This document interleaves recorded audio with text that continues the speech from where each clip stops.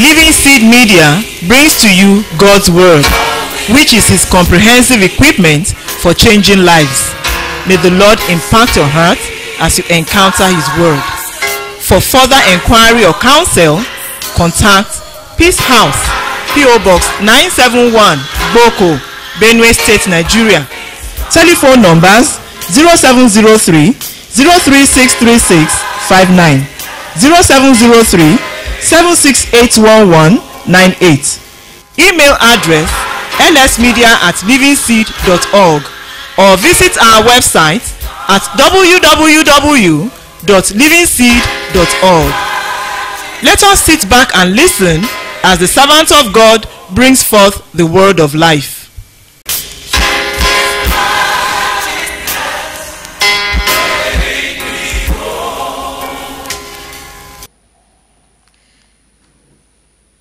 The topic before us is a good lesson plan, a tool for effective lesson delivery.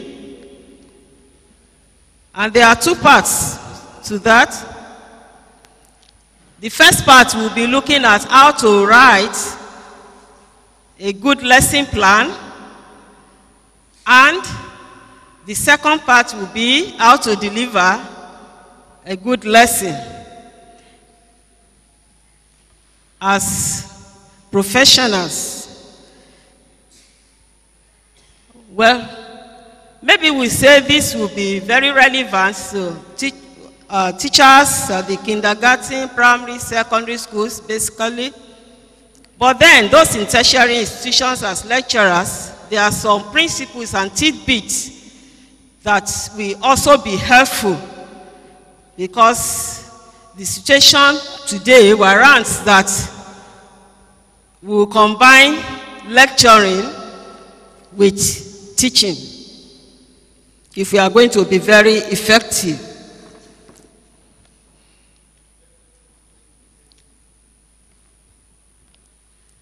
So, I will be able to see what a lesson plan is, and to be able to see how we should write lesson plan and how that will help to enhance the teacher's role as a facilitator of learning and encourager of learning. The teacher's role in the learning process, we know, is very crucial. The teacher holds the key to sound education and is a key facilitator of learning. According to Strong 2007, teaching requires careful preparation and planning of lesson objectives and activities. A good lesson plan will enhance effective lesson delivery by the teacher. In other words, for a teacher to deliver his lesson appropriately, he has to do his or her own work very well. That is by planning adequately for the lesson. Lesson plans should not be seen as a burden, but as a tool for effective delivery. The point then is how a lesson is planned and delivered will determine whether or not students will learn value learning and be able to apply what is learned. So, writing lesson plan is very important. And the essence is that we know during teaching practice, we write lesson plan, we use instructional materials. But the point is, we should not limit it to that time. Even as practicing teachers, if you are going to deliver good lessons, then it is important that we have good lesson plans. What is a lesson plan? A lesson plan is a logical arrangement of what the teacher intends to do and how it will be done within a specific time limit. A logical arrangement of what the teacher intends to do and how it will be done within a specific time limit. So in a lesson plan, we have elements like topic, content, objectives, presentation, as you know. So a lesson plan should be designed in a way that it will be possible for another person to teach it in the absence of the planner of the lesson. And that is why it's good to put the major points in a lesson plan, so that if the teacher is even not available, another teacher can be able in that discipline, can be able to use it to teach effectively. Lesson planning is a complex and highly skilled activity. And that's why the teacher will need to prepare very well. We know that education is now learner-centered. It's not teacher-centered, it's learner-centered now. And so the teacher is not just a transmitter of knowledge, but is also an encourager of learning, a facilitator of knowledge.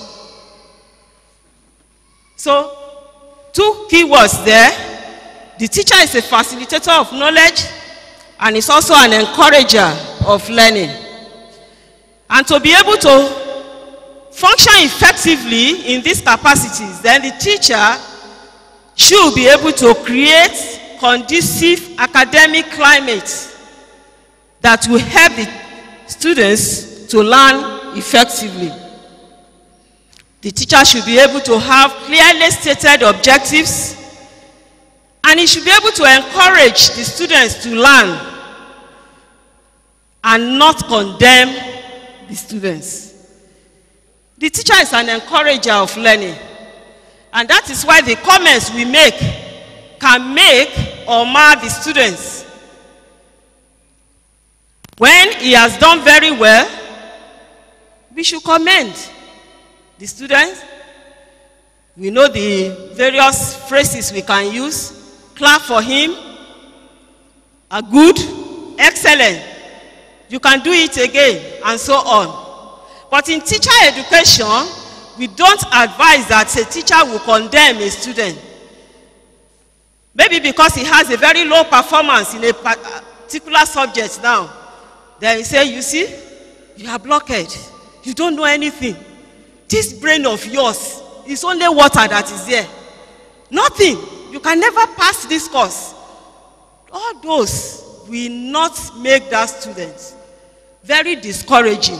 Because the fact is, even if he doesn't perform well in now or in this particular subject, it doesn't mean he cannot do well next week. And so we should be able to encourage the learner. The teacher should be able to create enabling emotional climate. So, what we are saying is that a good lesson plan is the foundation of effective lesson delivery. A good lesson plan is the foundation of effective lesson delivery. It is very important to be able to work on that. For those of us that like baking, for example, we have a very delicious, presentable cake. We will know that a lot has gone in before we could have that final product. So also, in teaching, if a teacher comes to the classroom and at the end the student say, "Oh, wow, that was a wonderful teacher," then he must have planned his lesson very well. You know, it's very easy to detect when teachers have not planned very well for a lesson. You have 40 minutes to teach, and probably because of weekend activities, no lesson plan, nothing, then you just enter, "Oh, I have 10 o'clock, 40 minutes. Then you use the first 20 minutes to relay stories, irrelevant stories. How you went to Jamaica, how you moved from there to whatever. So that the time will go. Then when it's remaining 15 minutes, you say, "Hey, what's the lesson for today, sir?" Easily, the students will know, and it's not helping the student. the elements of a good lesson plan. We know that in writing a lesson plan, there are certain elements that should be embedded in the lesson plan, and we are going to categorize them, we are going to group them and look at those. These are grouped into one, background information. You know, in writing a good lesson plan, you have the background information where you have the topic, the age, sex of the students, lesson duration, is it for 40 minutes, is it double period? All those will be indicated. The number in class, the date, you know, all those things will be there. We also have the previous knowledge. Even that will also be depicted on the lesson plan. The previous knowledge refers to the background experience on which the current learning is built. So the present learning should be linked to the previous one. That is one way of ascertaining the previous knowledge of the students. Or you look at the social environment, the experiences of the learner. Another vital aspect of the lesson plan is what the objectives. And just as we have said that education is learner-centered, it is expected of the teacher, of a good teacher, to write behavioral objectives. The objectives of that particular lesson should be written clearly. We have behavioral objectives, we have the non-behavioral objectives. Non-behavioral objectives are no longer used because they are vague, they are so general, and they are not easily measurable. Moreover, in non-behavioral objectives, the focus is on the teacher, what the teacher is able to do. And that's where years before, in teacher education, you write objectives non-behaviorally by saying, this topic, the teacher, maybe in intro text, seasoning, the teacher introduces seasoning to the students. Teacher introduces. He's just saying what the teacher will do. What will the student get out of that lesson? But if you just say the teacher can introduce the lesson, and the teacher may not understand anything there. And that is why, when you use phrases like to understand, maybe at the end of the lesson, the students should be able to understand, should be able to know, then those are you are writing non-behavioral objectives. Or the student will be able to appreciate. But behavioral objectives should be used because they are measurable. You can easily measure what the students will be able to do at the end of that lesson. They indicate what the learner will do at the end of the lesson. And behavioral objectives are often, they are written using active verbs. So when you write behavioral objectives, you are saying at the end of the lesson, the students should be able to, then you use active verbs, phrases, like to explain, to state, to describe. Active verbs that will show the action of the learner at the end of that lesson. And the essence is that if in intro text you have that topic, seasoning, yes, you want to explain what seasoning is, and you have a behavioral objective that says at the end of the lesson, the student should be able to explain the definition of seasoning. When you ask a question at the end of the lesson and the student is able to explain that, then it shows that the teacher has taught that student. And it is important. Still talking about lesson plan. Another vital aspect is introduction. And it's very important. It's not just to write, teacher introduces the lesson. We need to be specific. You see, a teacher should be initiative, should be creative, to think, how best can I introduce this lesson in a way that the student's interest will be stimulated? Because the essence of introduction is to be able to stimulate the student's interest and to sustain that interest throughout the period of the lesson. And it is a vital aspect of teaching. If the students are not interested in that lesson, it's difficult to carry them through. And it's difficult for them to follow what the teacher is saying. There are different ways of motivating the students, several, but you think what you can use, sometimes it can be just to show them a video clip of something. Sometimes it can be to tell a simple story that will illustrate what you are about to say. Sometimes it can be a little bit of action on the part of the teacher that will be able to arrest their attention and they will want to show interest. Sometimes it can be to tell them the objectives of the lesson. I mean, for example, in home economics class, you say, okay, today we are going to learn how to bake a cake.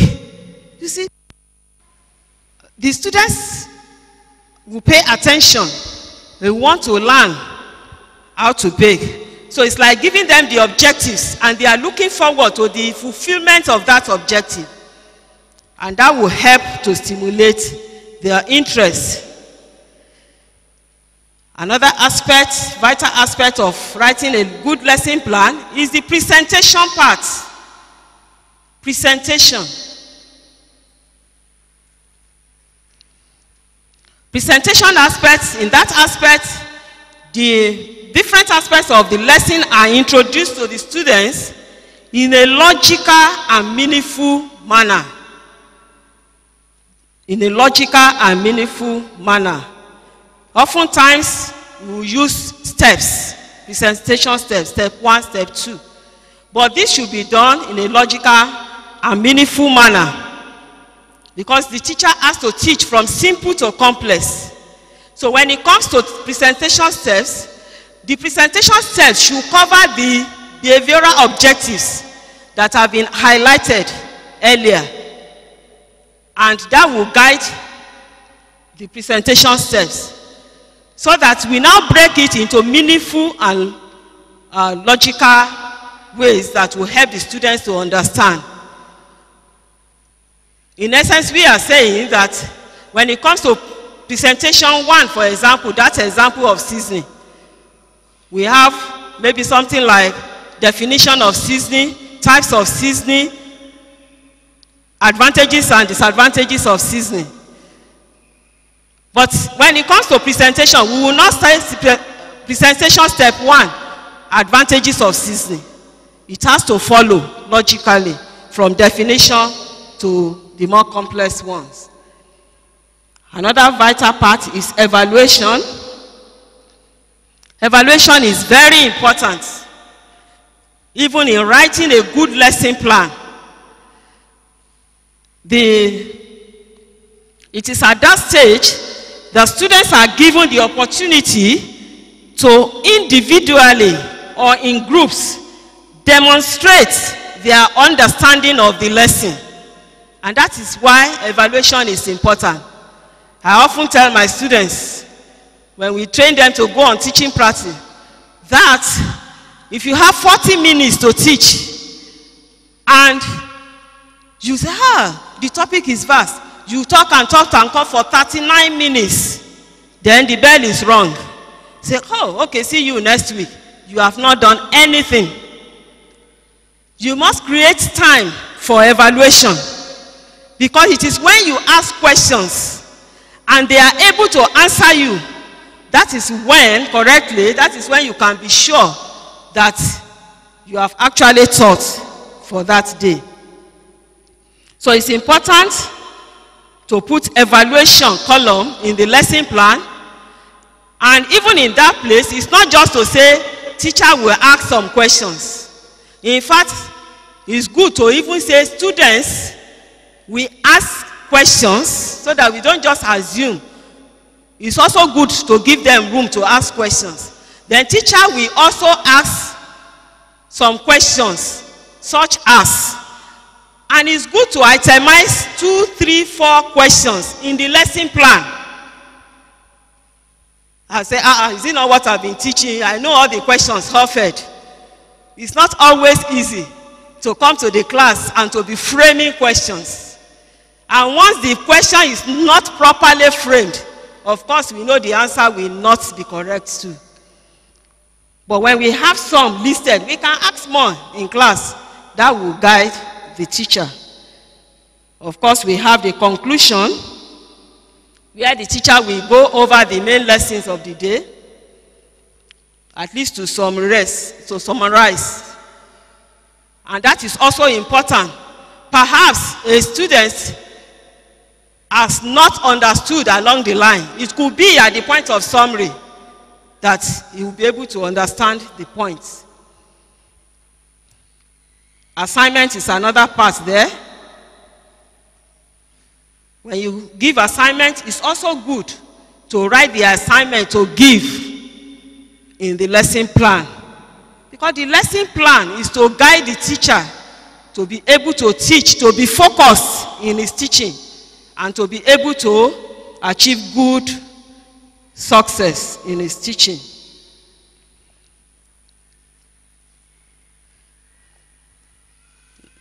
Like I said, there are 2 parts. The first part, those are the tidbits on how to write a good lesson plan. But I think there's an aspect after objectives, that I omitted, and that is teaching instructional aids. It is also very important to put that most of the time, maybe after behavioral objectives. Then you have instructional aids. The teacher should think creatively how best the instructional materials to use.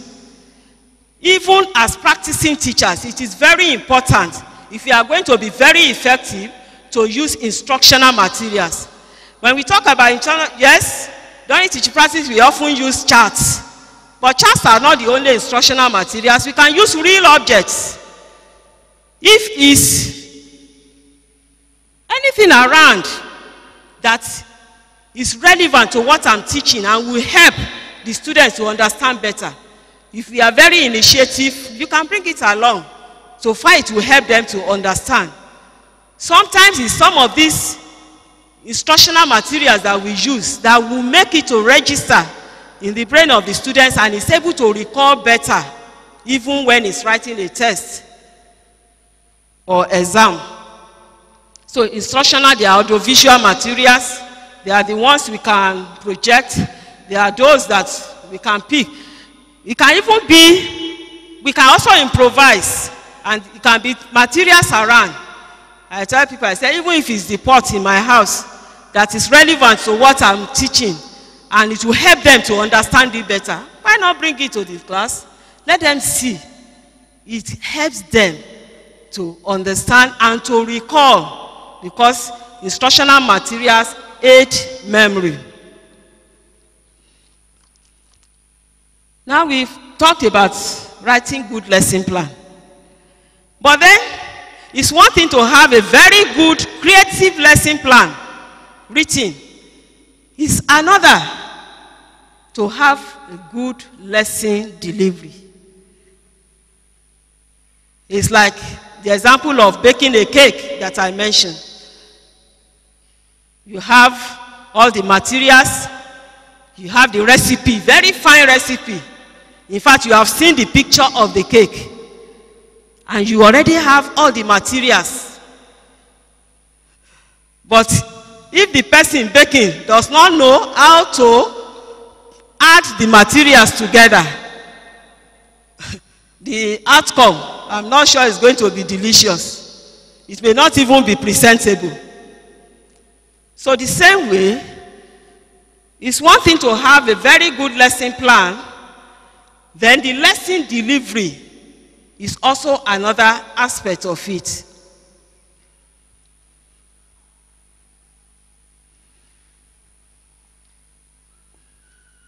So the second part talks about how to deliver a good lesson. How to deliver a good lesson. Sometimes a teacher can have a very good lesson plan, but it may fail at the point of delivery. Then you wonder why.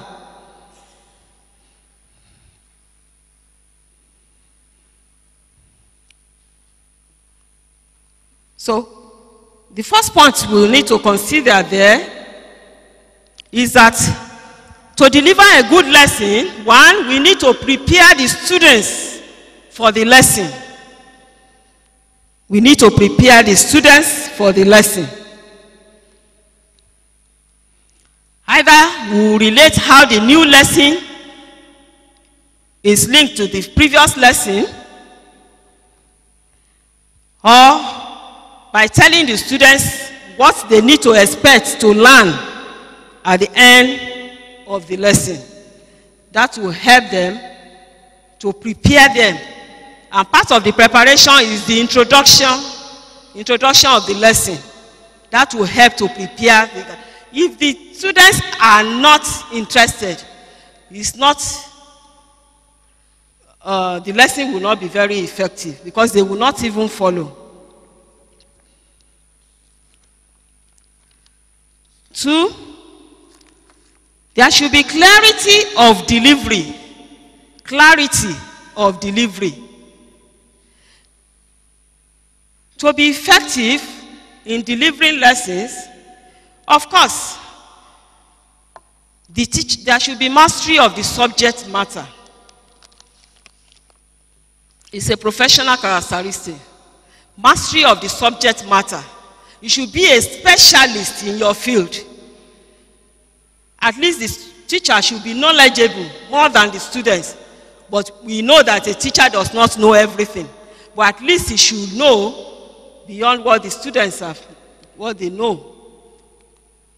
So a good teacher should be intellectually sound and well knowledgeable, especially in your area of discipline, to be able to guide the students properly.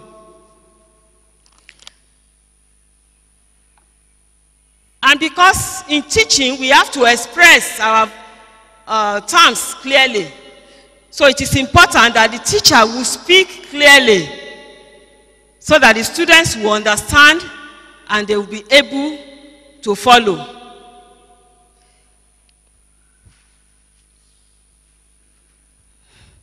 I normally give example of, sometimes we have our tonations or our tribal nations interfering with our tonations.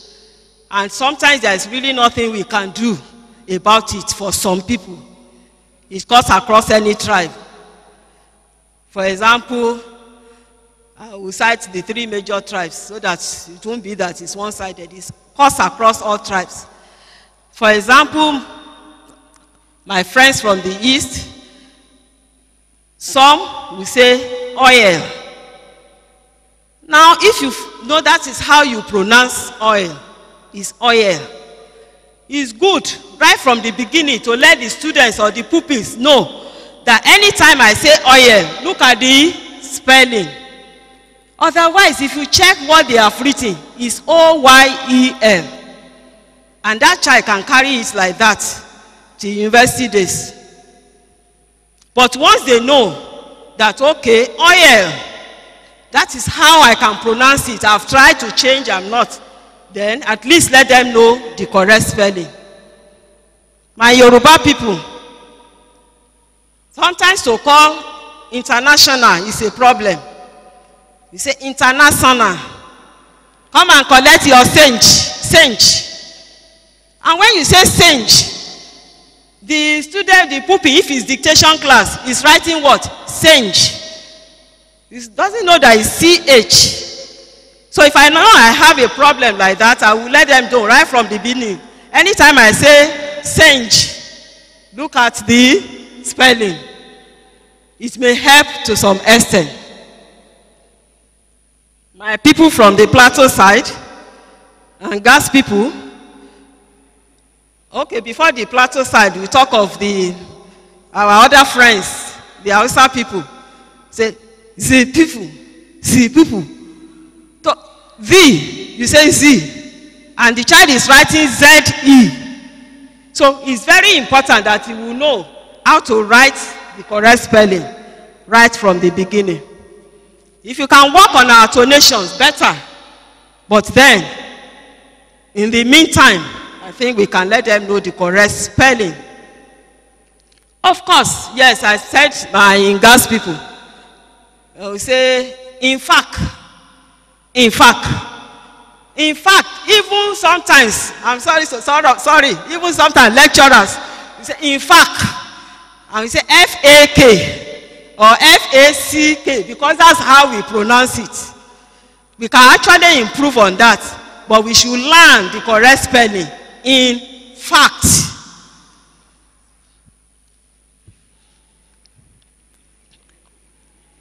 The teacher should write. There should be legible. If you are going to have clarity of delivery, there should be legible handwriting.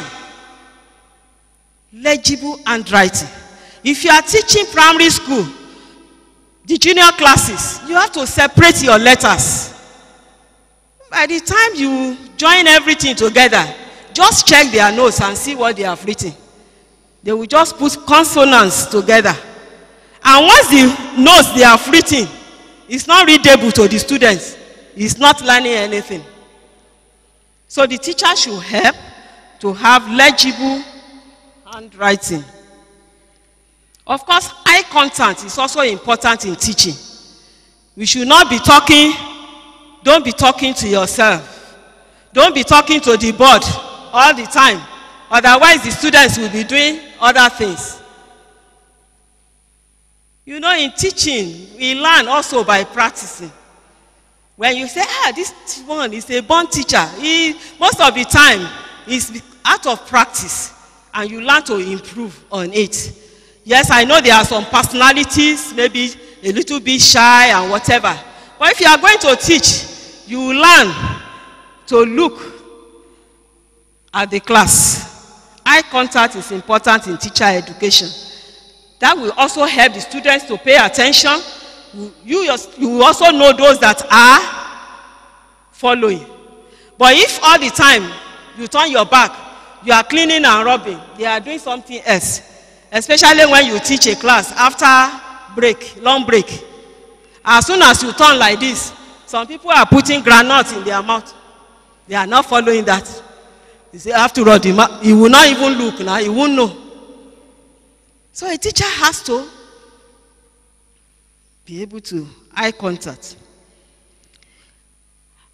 I think I should leave that aspect, but before I leave, there's one important one.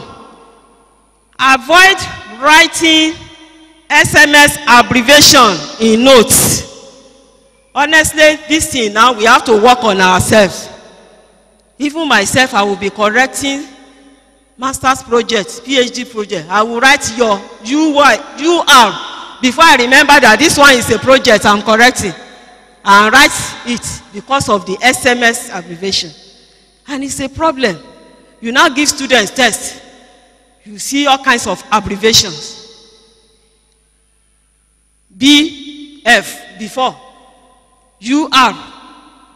Your. All kinds. Even the ones that you cannot decode. And if as teachers, if you are not careful, even in our notes, we will see that because of the way we send the SMS, we are putting it. And it's actually a problem now because I've discovered that many don't even know spellings again. When I read on social media or text, you say you are abbreviating something. And the abbreviation is as long as the original spelling. Then that means you don't even know the spelling. God will help us. So teachers, you don't use SMS abbreviations. You don't use slangs in teaching. I think I should move forward. Another thing to help good lesson delivery is clarity of expression. Okay, I think I've talked about that, especially for GS1 and 2 students. There should also be clarity of structure. Okay, how you are going to teach systematically from simple to complex. The other 2 points, I will take them together. And it's very important. To deliver a good lesson, the point is, there should be liveliness of presentation. Liveliness of presentation.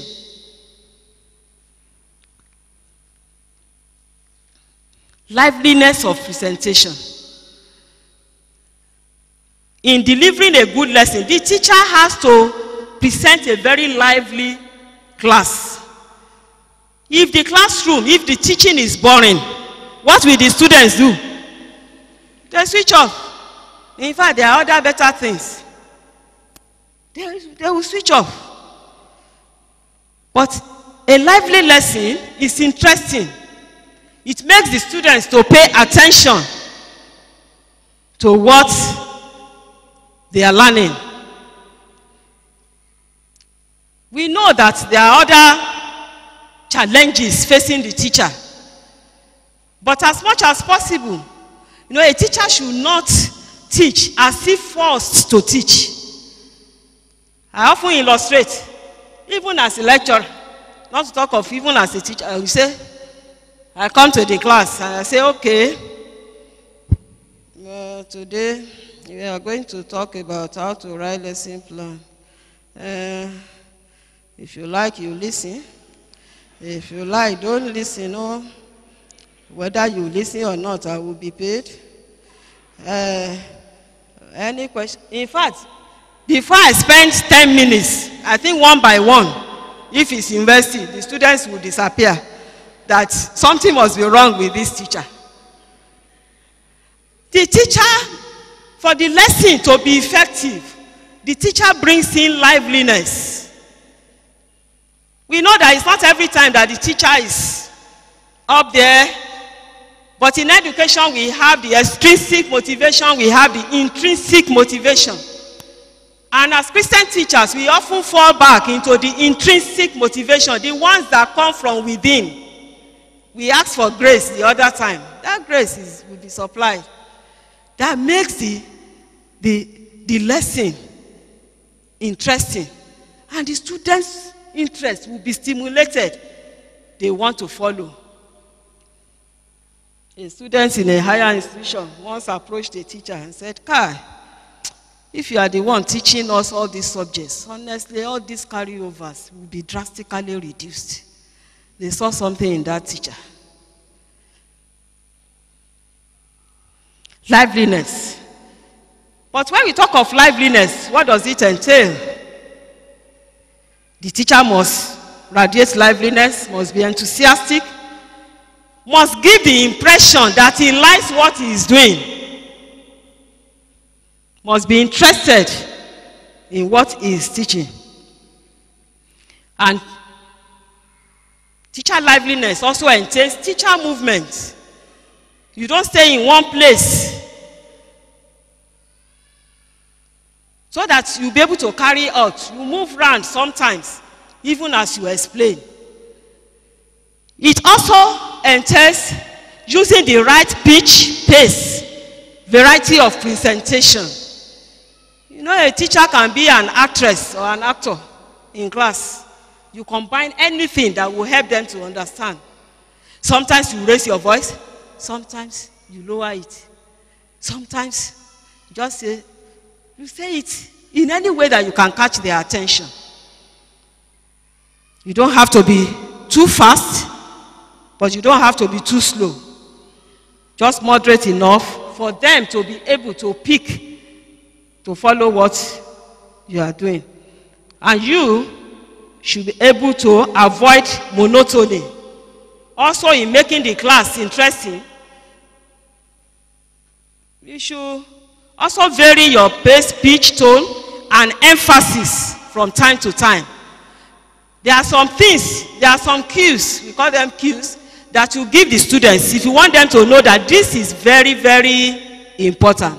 If you have been teaching and you now say, now, this is a very important point. What will this good student do? He will note it down. Or you say, oh, there are 4 factors affecting this. A good student knows that those will be important. Teacher liveliness, important also. And I think another point there is variety of activities. We've already established that teacher education is learner-centered, student-centered. So there should be active participation of students in learning. Yes, you allow students to listen for some time, but engage them in the learning. Give them activities to do. Ask some questions. Ask them to draw this, to label this. And also help them. Ask for them to jot some points on their own. It aids memory. I always emphasize note-taking. Even if the teacher will give notes, they can learn to begin to jot some points on their own, because that helps their memory when they are reading later. So they should be able to demonstrate what they have. Well, I think I've talked about assignment. The other aspect is a model lesson plan, but we don't need to go into that. If we put into practice some of these principles that we have highlighted, I'm sure they will go a long way to help us to write good lesson plan and to develop good lessons, or to deliver good lessons. Let me conclude by saying that teaching is hard work, but very rewarding. An effective teacher is caring. His or her perception of teaching is not merely as a job, but as a calling, a lifestyle choice. Effective teachers design and use good lesson plans that will aid good presentation of lessons. We know that our Lord Jesus Christ is the greatest teacher, and he has given us a good example to follow. And that's why many are still following his teachings today, because he was so effective. When you do your part at any level, whether at the kindergarten level, primary level, another will do his part at the secondary school level, I do my part at the tertiary level, then, as God will help us, together we can make a difference in being effective teachers. Thank you very much.